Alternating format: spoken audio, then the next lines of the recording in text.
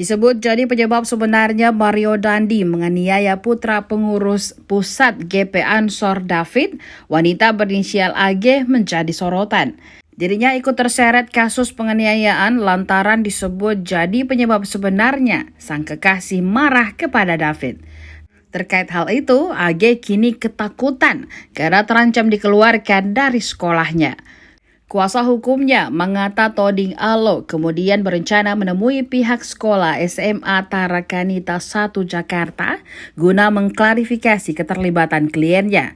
Saat dikonfirmasi, Mangata membenarkan bahwa AG nyaris dikeluarkan pihak sekolah seusai kejadian penganiayaan tersebut.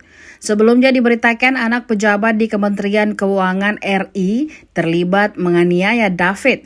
Dalam video yang beredar, Mario tetap menendang bagian vital di kepala dan leher saat David sudah terkulai lemas.